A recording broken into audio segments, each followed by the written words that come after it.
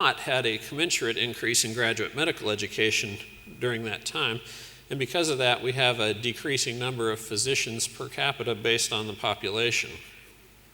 This is just a slide that shows you a trend over time, over the past 60 years or so, of the number of positions we've had versus the number of applications. And you can see the number of positions has risen modestly during that time, and the number of applications for those positions has grown out of proportion over that period. So we actually have a widening gap in that regard. This demonstrates for you what the effects of the increase in graduates of U.S. medical school without a change in the positions of graduate medical education. So currently we have about 26,000 available funded residency positions that are represented by the dotted line across the top there. And then you can see in the shaded areas, the MD and the DO graduate numbers have risen along over the past several years, such that now that total number on the right-hand side of the screen shows you that the U.S. graduates actually surpass, within the coming year or two, the number of total available residency positions that are in the United States. And that creates a significant challenge for us. This will demonstrate the same information for you here, but shows you that actually our projections were too far down the road in that last slide. The cross is actually going to occur in 2015, where we have more graduates than positions, unless we make a change in our policy.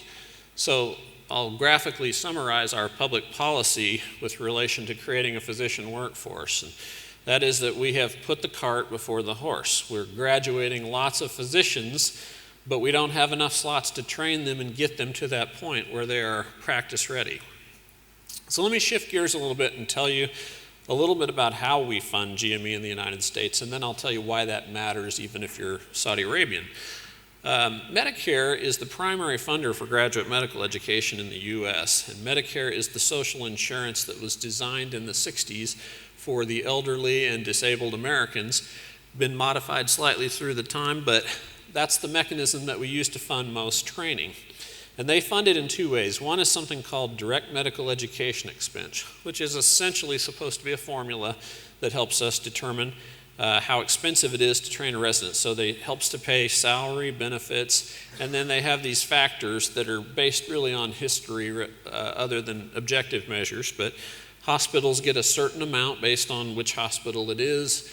They factor in the number of residents, and then they look at that hospital and determine how much of the total Medicare patient care burden they meet. And all that stuff goes into a formula that helps to determine how much funding the hospital will get for graduate medical education.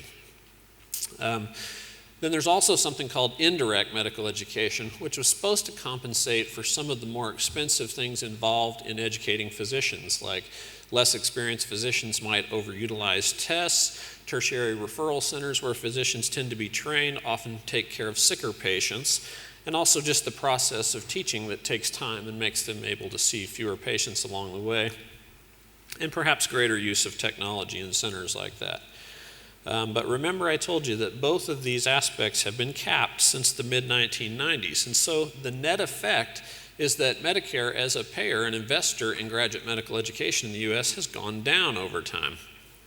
Across the slide there you can see it goes from about a 2% investment in indirect education, 1% in direct education. So they're not spending fewer dollars, but as time marches on and healthcare becomes more expensive, a greater percentage of things go to paying the cost of care, but not to GME. So GME as a total portion of Medicare's budget has actually decreased in the past 15 years when we have had the need for an increase, such that now Medicare actually covers about 23%, about 23% of the direct costs of training a physician. Even when they use their multipliers and their factors, they are underfunding by their own estimates the amount needed for GME. So the net effect is that our politicians have to scramble and try to still figure out how we balance budgets. And so the president's budget last year had several proposed cuts, including GME and other components of the new healthcare law. They also look at trying to increase the value in Medicare by reducing payments. and several line items in the budget that cover certain specific entities within healthcare training, such as training in children's hospitals and something called area health education centers, all seeing reductions in funding. So what does that mean for those institutions? This is one institution's estimate that if those IME funding cuts that are proposed go into effect, they may be looking at a reduction in workforce of 75 to 100 residents. And those are substantial cuts, and that's just a single institution. So what does that mean to a group of Saudi physicians who are seeking training in North America? Well, it means there's opportunity, because SACM does some extraordinary things to help prepare you, and the opportunity to train with funding for your positions might make a very big difference in options as programs look at whether they might need to downsize if they can't afford to keep residents if there are cuts, or whether there might be additional opportunities. So let me tell you what program directors are looking at.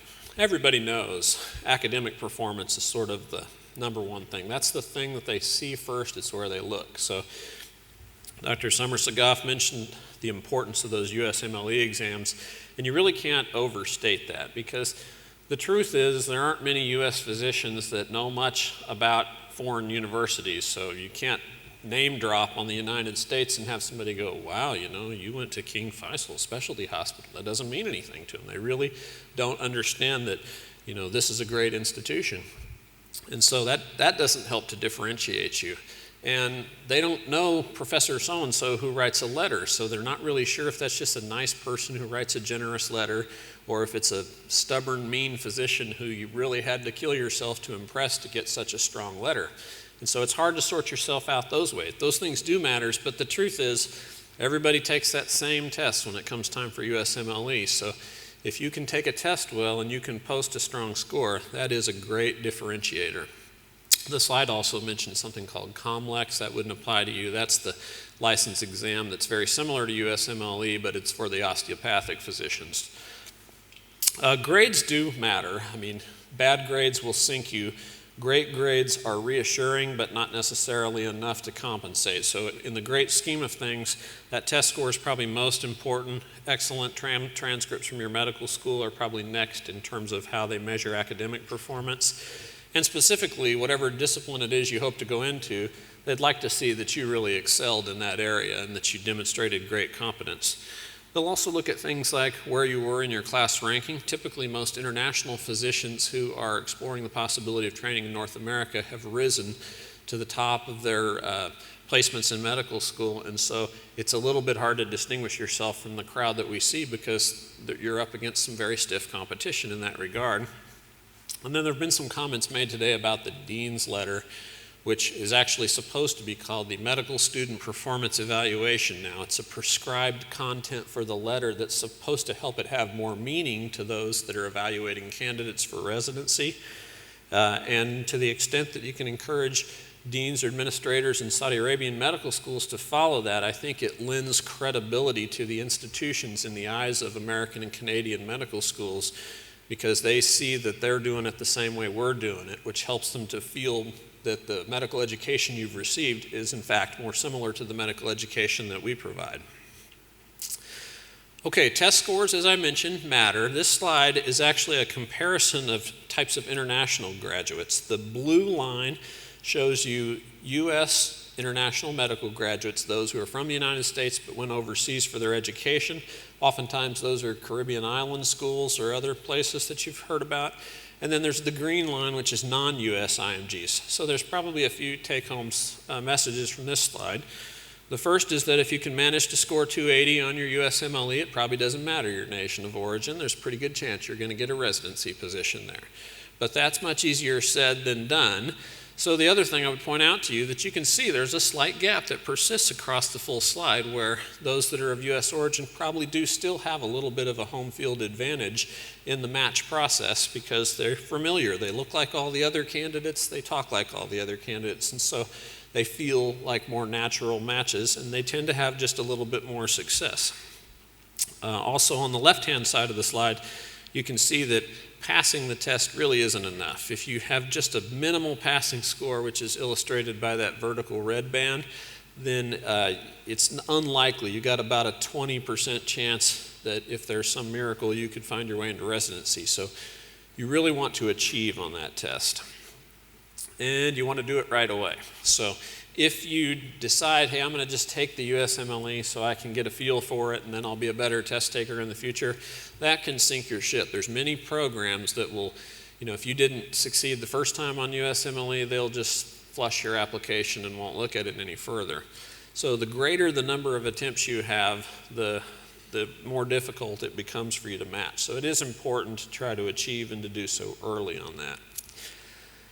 Program directors also want to know, why does this person want to be this type of doctor? So there are a lot of candidates who come through and they say, Dr. Young, I've always wanted to be a family physician since birth. I came down the birth canal and I wanted to practice family medicine.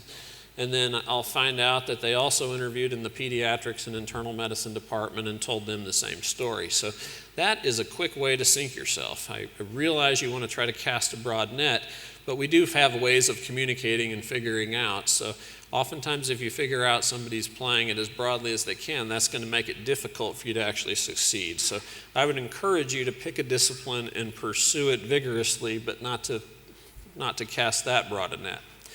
We also want to see people who have sincere motivation. So being a physician carries with it a lot of wonderful things. People treat you well, it's honorable, it also tends to be a well-compensated vocation in most societies. And so there are people who choose things for that matter, but really we're more interested in knowing the answers that you're supposed to give when you apply for medical school. I really want to help people. I'm fascinated with the human body. We hear that over and over again, so try to distinguish yourself and think through the thought process of why it is you want to be a physician, and in your case, why it is you feel that it would be important for you to train in the United States. We want to know how committed you are to our specialty. And then ideally those letters of recommendation that we've discussed, if you can find physicians who know your clinical skills and know you personally, who can write a letter that's more than just a machine-driven type of letter, those things make a big difference. There are some things that you really can't control.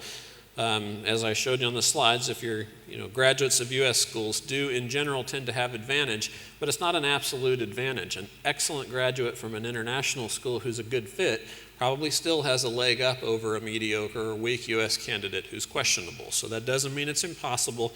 And those graphs I showed you of all the U.S. numbers, that doesn't mean all those people will occupy all the slots. Most programs have some degree of regional loyalty. The reason we educate people in the panhandle of Texas is because we need physicians in the panhandle of Texas. So you have to be careful about the idea of, we're going to train people who are destined to not practice in our area. So you might have to think about that in choosing programs to which you apply. And also whether or not the candidate meets the institutional mission. So I just mentioned creating physicians for West Texas in my case. If the candidate is from a West Texas town, there's a pretty good chance they might stay and practice in a West Texas town. So that person might help me meet a mission that helps me explain to my boss why I've got a good program and we're helping to meet the institutional mission. It's difficult for me to overstate the value. Some people ask, what about U.S. clinical experience? That is a big deal. If you have relevant U.S. clinical experience, either in the form of employment or externships, anything that involves direct patient care, that is probably, the best level of objective support that you're going to be a good resident with good recent skills that we can come across. But I don't want to devalue other things like research fellowships that Dr. Bohr is going to talk about. Those things can be excellent in opening doors for you. And even the observerships where it's not as hands-on, it helps us to know that you understand the U.S. medical system, which oftentimes candidates from other parts of the world don't understand as well. So there's this period of time in residency where you're trying to overcome cultural difficulties. Dr. Alsenberry is showing me that there's a trap door in the floor that's going to take me away soon, so I'm going to speed up and finish here, okay? A couple of quick things for you. First is I just want to show you just general disciplines across the United States. The dark green areas on there represent U.S. candidates that are seeking positions in that specialty. And the blue area represents U.S. international graduates, and the light green area is non-U.S. international graduates. The red line across shows you the total number of positions there are in the U.S. So on the far right, you can see there are more U.S. students who want to be general surgeons than there are general surgery slots available. And the higher that graph goes above there, the more difficult that discipline is for you to match into. The bigger the diversity you see, for example, in internal medicine, the pie is almost evenly divided between non-U.S. international graduates and U.S. graduates as far as number of people interested in pursuing those disciplines. Program directors are going to see how well you fit with existing faculty. They want to know if the patients are going to be comfortable. So that's where English skills come in a lot, and that's where demeanor and ability to relate to patients comes in. We also want to know, are your career goals aligned with the things that we do well in our program, the opportunities that we can create? Can we offer you what you need to succeed? And program directors want happy residents. Nobody likes it if you're in there complaining all the time. So if they meet you and think, I probably can't make this person happy, they're probably not going to be very interested in you. And finally, we want to know your degree of self-motivation, because bad physicians come from great programs, and great physicians come from mediocre programs, and it's really 90% up to you. All the programs have to meet accreditation standards and create an available environment, but the extent to which you invest in it and participate is going to make all the difference in the world. I mentioned the importance of the medical school, of U.S. clinical experience, so if you have the opportunity to do a medical school elective in the U.S., do it, because it can open doors for letter writing, demonstrating U.S. experience. Those things are both very important. This is a complicated slide that I can distill down for you easily. On the left are people that matched. On the right are people that didn't match. And the top is U.S. international graduates, and the bottom is non-U.S. international graduates. And the take-home message is that if it takes you a long time to get around to doing research, passing tests, and other things, that makes you more remote from clinical experience and more potentially frightening to program directors, because they're not really sure how good you'll be at the clinical side of medicine. So the sooner you can do this, the better. The AAMC, I'll just skip those policy statements. They essentially say we need more doctors, we need them to be of a diverse variety, and we need to try to be creative about this. I'm not sure how familiar you are with Western media, but on the top we have a slide taken from MSNBC, which is seen as the liberal component of the news media in the U.S., and on the bottom is Fox News, which is the very conservative component, and they both agree we don't have enough physicians. So this is one thing we can agree about. I'll stop shortly, but I just want to emphasize a couple things that Dr. Summer-Sagaf told you, which is SACM opens an incredible door for you that is not available to most other candidates in those light green positions of international graduates. Not only do they bring you in and help you with things like Kaplan courses and the ECFMG process, they create U.S. clinical opportunities for you to gain that relevant experience that matters. They fund those research fellowships and experiences, and they're working to build alliances with more U.S. institutions. But the huge thing is that if you're an excellent Saudi candidate and you've come through, and I have an excellent candidate from another nation, all other things being equal, most program directors are going to be interested in the person who can pay their own way through the program to help balance the budget. That's just a reality we live with in America. So the funding that comes through the scholarship program can be an immense advantage for you that I encourage you to take advantage of. These are some of our current residents that will show you we have diversity in terms of multiple different institutions in Saudi Arabia represented, and males and females alike, both in the program.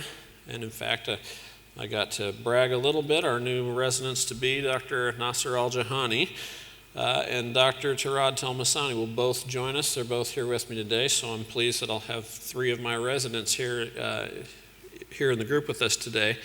And Dr. Summer-Sagaf mentioned it earlier, but I'm going to drop one more little plug for it. Nasser's worked really hard developing a terrific website that'll be very helpful to each of you. That's SaudiMDinusa.com. And so if you haven't been there and you're interested in training in the U.S., you should, because it's a whole lot of insider tips about the process and how to make your way through it. So don't fail to take advantage of that incredible possibilities that you have, and understand that they might get better before they get narrower based on policy decisions that we have to make in the U.S. in the coming years.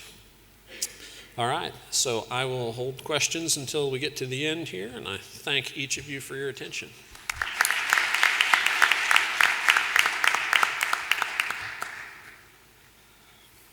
Thank you, Dr. Young. Now, the next speaker is going to be Dr. Barry Richardson. Would you please welcome to him? Am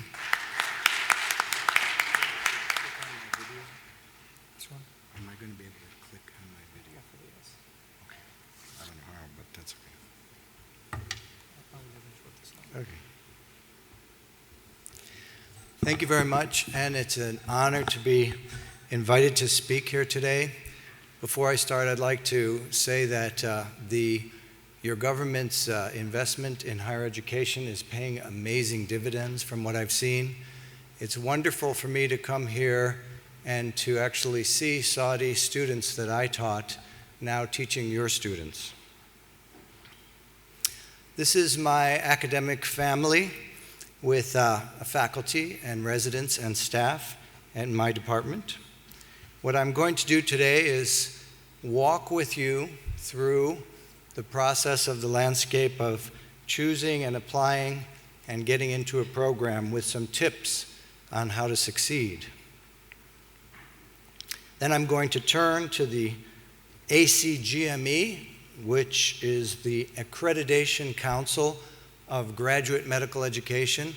In the United States, this organization is directing all residency programs to turn out broadly educated residents using a new accreditation system called the Next Accreditation System.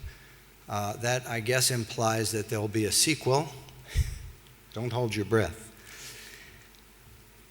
There's a lot of themes to cover. You've heard many today. One of the themes is planning and foresight. In the United States, the pathways differ for residency programs if you want to go into a medical field or a surgical field. The subspecialties in either medical fields or surgical fields have the requirement for a preliminary year. Some of these preliminary years are incorporated into the residency programs, and these are called categorical programs. And other of the preliminary years are separate, and you'll see that there are different tracks that you must pay attention to in the match process. The programs which have separate preliminary years are called advanced programs. Now, the so-called fellowships are undergoing an evolution. We use the term fellowships as referring to a program that can be postgraduate. A subspecialty area of neurology, for example, numbers about 25 subspecialties, everything from neuromuscular disease and behavioral neurology to neuroimmunology and autonomic neurology. But we are using more and more a term called fellowship before graduate medical education. We're using the term pre-residence. Some of the pre-residency programs are predominantly research-oriented. Some of them are clinical, and some of them are a mixture. This is a nice track that you'll hear more about from my colleague after I speak. The GW International Medical Program, of which you'll hear something, has 15 Saudi physicians currently in a research fellowship arrangement, and I just heard that 14 of the 15 matched into U.S. residency programs. What is the Office of International Medicine Programs at GW? These are the people who have worked closely with SACM and the program directors from various programs to open the doors. They guide you and guide me through the process of applying and interviewing and matching into a variety of training opportunities. And just a bit of history about the International Medicine Program at George Washington University. Our School of Medicine has partnered since 1994 with the Kingdom to get several Saudis into a variety of training opportunities, as you see there. Everything from A to Z, I was told, is what you need. MD programs, MDs can be awarded through the scholarship program, pre-residency, residency, fellowship, observers, and just clinical rotations. The International Medicine Program will review your application for eligibility, verify the sponsorship, conduct a lot of emails back and forth with the applicants, and then pre-interview the applicant for me, and then help us to review applicants in order to offer interview invitations. I'll pepper my talk with some happy residents in the program at GW. The next step is to submit the application. And this is a link to the IRAS, the Electronic Residency Application Service.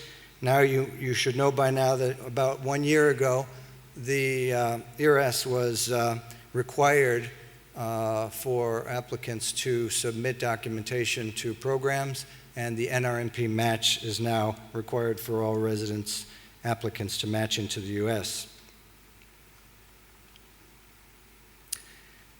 So now you're submitting your application. How to position yourself. Personal statement, just a word about that. Be yourself. We like to read in the statement how you became interested in this field. Some of the examples that I see as provocative examples are your innate curiosity. If you can articulate that in your personal statement, that's always helpful. Personal experience that you may have had in the field that you're applying to. And then any kind of research or publications. The potential for discovery, we call that, or scholarship. And then you've heard a lot that, and before I say more about it, we do find out that some resident applicants will go to a website with a pre-written personal statement, and that's an example of plagiarism, and I'll just say, do not do that under any circumstances. Be yourself and be sincere. The letters of recommendation you've heard from should be within your area, preferably from someone with whom you've worked either in research or in the clinical field during an elective. Someone who may be able to comment on your clinical skills as well as your character and ethics and waive your right to see the letter. Some of the examples of what I look for as a program director is be professional during the interview. You're invited to GW. So you should speak clearly, ask a lot of questions, and seek out the residents because they can tell you about the experience they've had. What we look for includes motivation, the willingness to work hard as a teamwork player, and your scholarship potential. This issue of emotional intelligence. Are you someone who can control your impulses, especially under stress?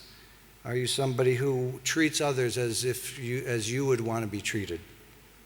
Examples of some of the questions I ask, which you may want to take some notes if you come to my program, is what would people who know you well say about your personality?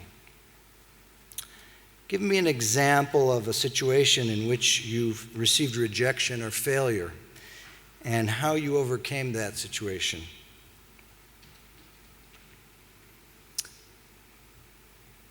Then you have to go through the NRMP. That's a link for the NRMP website.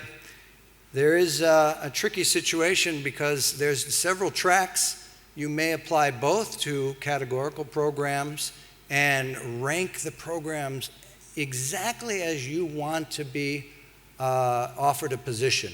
Don't try to game the system by where you think that you might receive an offer. You should rank programs. The highest program should be the one you want to go to the most. And if there's a program that you or your family would feel an impossible match, just leave it off the rank list. Categorical programs are all the years combined, including preliminary. They have a certain track number, so you must pay attention.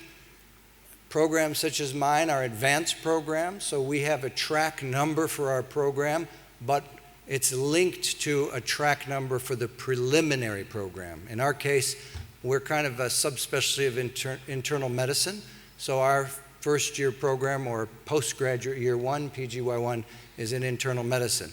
We happen to have agreements with our internal medicine program directors to offer spots automatically for PGY1 internal medicine if you match in advanced residency at GW in my program, neurology. So in the same match, you may submit rank lists in different tracks, preliminary plus advanced, categorical alone. So pay attention. So now you're accepted. We offer you the letter to come to GW. You've heard about applying for the visas. I'll tell you a little bit about what you can look forward to in our curriculum, in our particular situation. Didactic lectures, conferences. We give you a checklist of goals and objectives for each of the rotations to kind of help you guide yourself along the way if you're on track. Find out where you need to read a little bit more to complement your clinical experience in certain things. We give you the opportunity to go off campus and do mini fellowships. We give you opportunities to present your work as posters. Usually our residents do more than one research project. They get a case report poster, which is accepted at national meetings, and then they may do a chart review during their residency in an area that they are particularly interested in, be it epilepsy or stroke neurology. And these scholarly presentations are rewarded by acceptance at academy meetings and national opportunities. We give a residency in-service examination like most subspecialty residencies, which allow you to self-assess your accomplishment compared to other people in the same year of training. And then we have a wonderful international medicine program dinner, which I couldn't fail to mention. Here's an example of some of the offerings we have in my neurology residency. After a first year in internal medicine, where you do a significant number of ward rotations, emergency room rotations, we have enough faculty that we have pulled out from our ward and consult rotations immersions in stroke neurology, for example, as a 1 month rotation, an immersion in epilepsy as a 1 month rotation, and then subspecialty rotations that are relevant to my particular field, like psychiatry, neurosurgery, neuroradiology, and a tertiary or quaternary attending neurology clinic, which includes, for example, a whole day seeing patients with multiple sclerosis or ALS. And then, of course, you build your own patient population through what's called a continuity clinic. Those are patients that you'll have for all your years of training, be it 3, 4, 5, or 7 years, and that's a weekly rotation. The ACGME, what is that? The Accreditation Council in Graduate Medical Education. So they are responsible for really a revolution in activities for education and assessments for residencies. This is a website on which you can find program requirements for all the residencies and fellowships that are offered in the United States. So you can shop around really to see on your interview day whether the program requirements are met by the programs. And some of the buzzwords that you hear about in the new era or the next accreditation system is not just training you how to take care of patients with the diseases that you're interested in, but in adequate supervision, which we have to document as program directors. We teach you presentation skills amongst the interpersonal and communication competency. And we monitor resident fatigue and duty hours. We allow the residents, in fact, the residents are now required to work alongside hospital administrators in performing outcomes analysis of patient safety and quality improvement projects. we teach residents about risk management and the landscape of context of delivery of medicine, which is systems-based learning. That's the chair on the right of that picture supervising residents at my institution. As you know, there are 6 competencies, not just how to take care of patients, and we are mandated to offer teaching activities in each of these. And not only this, but rehearsal kinds of situations like simulated patients and outpatient and inpatient experiences. Some of these are tied in with specific evaluation formats. The Outcome Project has changed the landscape of residency training to go away from what I used to abhor as a residency director, is getting a site visit from an ACGME official, which would basically look at, do I have a curriculum? Do I have attendance sheets for each of my conferences? And now going towards more meaningful data, collection of data of outcomes of residencies, resident performance, how they perform in taking care of patients, be it lowering the hemoglobin A1C levels, getting therapeutic anticonvulsant levels, making sure people at the resident level have the appropriate stroke prevention measures in place, and there are numerous others. So as part of this revolution in evaluation process, both programs and residents are now going to be moved to a situation of milestone accomplishments. And this makes more sense. After every 6 months, somebody, each resident is required to be assigned a level of achievement. And this is the timeline of how the core competencies were defined and began to be integrated in the early 2000s. ACGME required residencies to show that their curriculum included the core competencies. And now residency programs collect outcome data and tie it to their milestones. So no longer are our evaluation forms in our residency programs in the United States the same like the drab letter of recommendation, where there's a Likert scale of 1 to 5 and nothing else, no commentary, no ability to actually notate where that resident is performing in comparison to what they should be achieving at that level. So the next accreditation system is using this milestone project to try to assign at Dr. each Johnson? year of training Excuse a me, kind Dr. of... Johnson, you have 2 minutes to conclude. Sorry. Excuse me? You have 2 minutes to conclude. Oh, thank you. A milestone project to assign a level of sophistication in the achievement in various sub-areas. So this may be disease areas in neurology.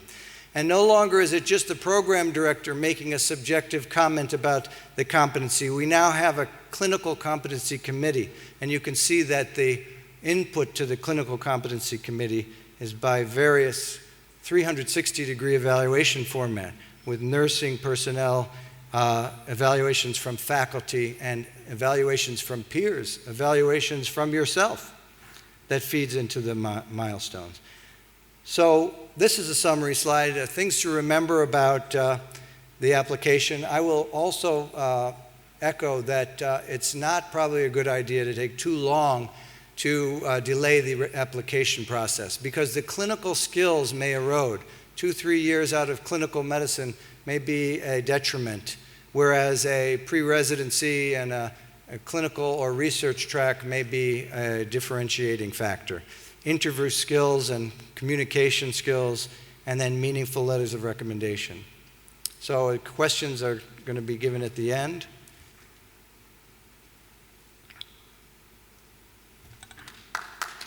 And that's it. No music. It works now. Thank you very much. Thank you, Richardson. Now we will have Dr. Faiz Bora. If you are interested in surgery, here is the right person. Would you please welcome Dr. Bora, please?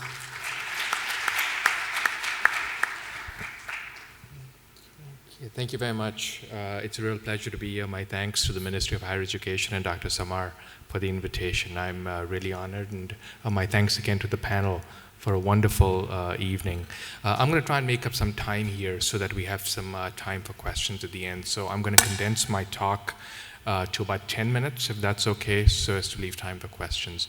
I just want to get a survey of the audience. So how many are medical students and teaching assistants and physicians here? If you just raise your hands, I just get a feel.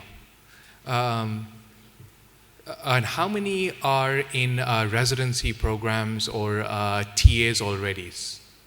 Raise your hand. Okay, great.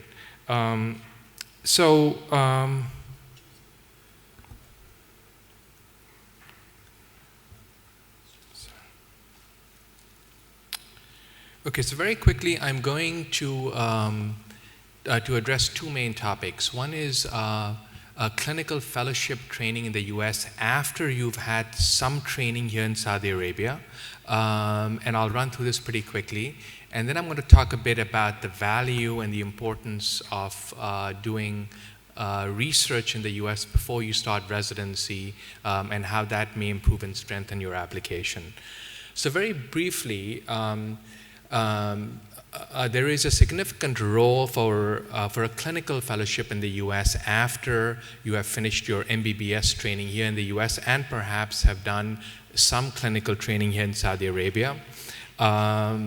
And this would be a significant enhancement, I think, to your career. There are two main tracks that you can follow with this. One is almost to come in at the junior faculty level, and I'll talk a bit about that. The more common way would be to come as a clinical fellow, perhaps after 1 or 2 years of training here in Saudi Arabia. So at the assistant attending level, the key is that you need to have at least 5 or 6 years of training here in Saudi Arabia to be eligible for that particular tract. And you need to get your medical board in the state that you're going to practice. I can speak about New York. There are some nuances for licensure in different states, which is a bit complicated, but I'll keep it simple and just talk about New York. And you generally have to be sponsored on a visa. And the key thing is, as you function as an attending, you can work or operate independently. The second track is the pure clinical fellow or the trainee track. Here you work under the supervision of the attending surgeon in the United States. You generally come in on a J1 visa, but it's possible to come in on an H visa as well. You absolutely need ECFMG certification, and you need, for obvious reasons, step 1 and step 2. The fellow cannot perform independently. It's done under supervision, and the program typically lasts for about 1 or 2 years. So I'm just going to walk you through some of the steps for a clinical fellowship. It can be fairly complicated, but most institutions have had this sorted out. So the basic principle is that you need your USMLEs. You need to be ECFMG certified. That is a given, and that is a prerequisite. You obviously need to be a graduate of an accredited Saudi medical school. And then depending on how much postgraduate training you have done, you can come in either at the trainee level or at the assistant attending level. You do need to get some sort of state licensure. Whenever you touch a patient in the United States, you need to have a medical license to do that. If you're a trainee, then you get a training license or a limited permit. If you come in as junior faculty, you get a full license, and that's a bit more of a complicated process to achieve, but it is achievable. The key thing to understand is that you do not need US clinical experience for any of these tracks, but you do need your USMLE certification.